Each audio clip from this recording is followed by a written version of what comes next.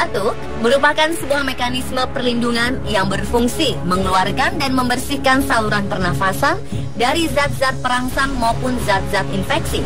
Meski demikian, bukan mustahil batuk yang lama dapat menimbulkan infeksi sekunder pada saluran pernafasan. Saat menyerang, batuk bisa membuat aktivitas penderitanya sangat terganggu. Memilih obat batuk memang gampang-gampang susah, apalagi ditambah dengan banyaknya kekhawatiran yang muncul karena adanya anggapan bahwa obat batuk memiliki beraneka ragam efek samping, seperti membuat jantung berdebar, mengandung gula, menyebabkan sakit mah, dan lain sebagainya. Namun benarkah anggapan-anggapan tersebut? Apakah kita pantas khawatir memilih obat batuk?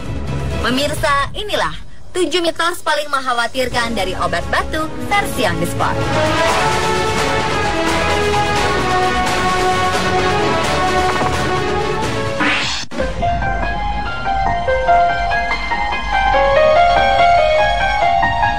Yang pertama adalah obat batuk menyebabkan jantung berdebar. Jantung berdebar atau palpitasi merupakan perasaan atau sensasi detak jantung yang cepat, kuat, dan terkadang tidak beraturan. Jantung berdebar bisa dipicu stres, olahraga, penyakit, ataupun obat tertentu. Memang sebagian jenis obat-obatan ada yang menyebabkan jantung berdebar.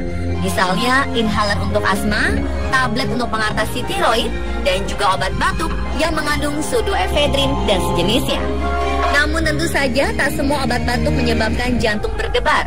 Pilihlah obat batuk yang bebas pseudoephedrine untuk menghindari efek samping jantung berdebar setelah mengkonsumsi obat. Atau berkonsultasi pada dokter apabila Anda curiga bahwa ada obat yang menyebabkan palpitasi.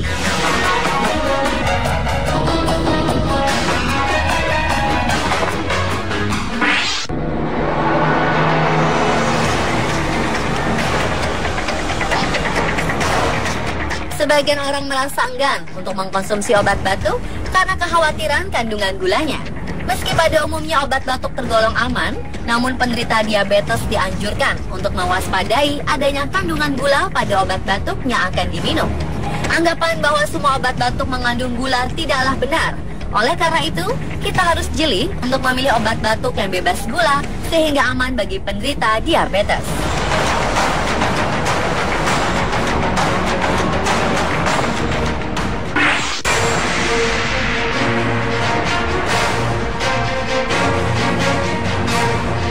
Pemberian obat termasuk obat batuk pada ibu menyusui serta anak-anak haruslah hati-hati karena salah-salah reaksi obat yang tidak tepat dapat berpengaruh pada produksi ASI, perkembangan bayi, serta anak-anak.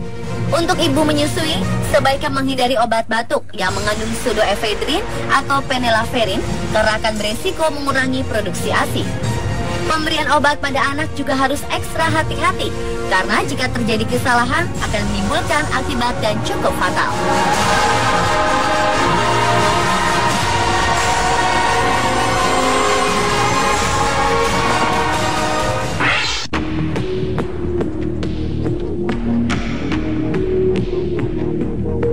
Sebagian orang menghindari untuk minum obat batuk saat bekerja atau mengemudi.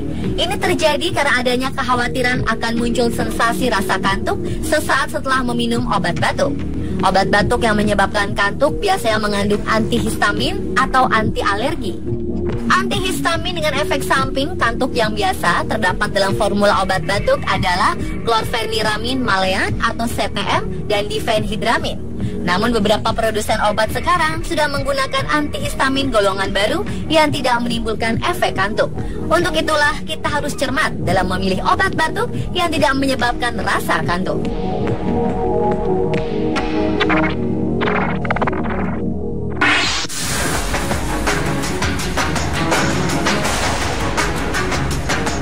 Benarkah obat batuk adiktif?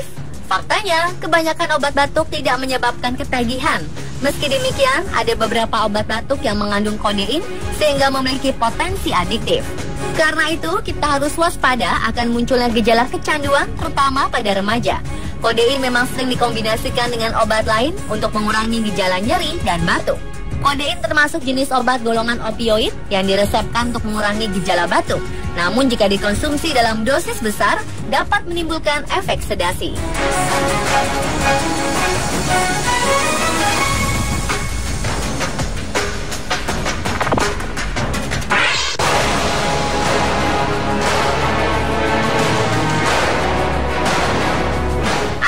Antibiotik memang sering diberikan pada penderita batuk. Padahal menurut penelitian, ternyata kebanyakan antibiotik tidak mempan mengatasi batuk. Antibiotik tidak efektif meredakan gejala atau durasi batuk dibandingkan dengan obat yang tidak memiliki zat aktif.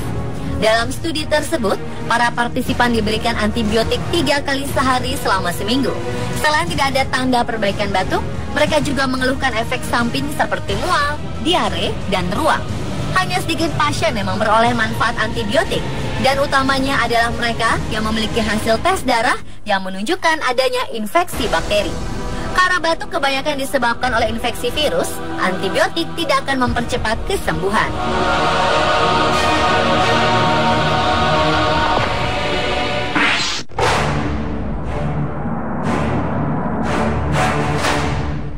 Selanjutnya adalah adanya anggapan yang menyebutkan bahwa obat batuk menyebabkan sakit mah. Benarkah demikian? Penyebab mah kronis bisa dipicu oleh banyak faktor. Hal yang sangat berperan menyebabkan mah kronis yaitu pola makan yang tidak teratur. Selain itu, beberapa jenis makanan juga dapat menyebabkan serangan mah sehingga harus dihindari. Selain makanan, penyakit mah kronis juga bisa disebabkan akibat sembarangan minum obat. Penyebab mah juga bisa dipengaruhi oleh obat-obatan kimia yang digunakan. Sehingga jika terlalu sering digunakan, bisa menimbulkan efek samping seperti sakit mah. Namun, minum obat dengan dosis serta aturan yang tepat tidak akan menyebabkan timbulnya sakit mah.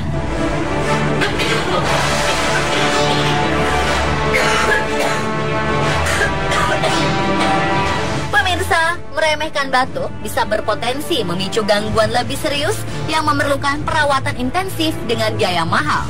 Sayangnya, anggapan bahwa batuk akan sembuh sendiri serta kekhawatiran yang muncul terkait dengan mitos obat batuk membuat banyak orang mengabaikan batuk dan cenderung membiarkannya berlarut-larut.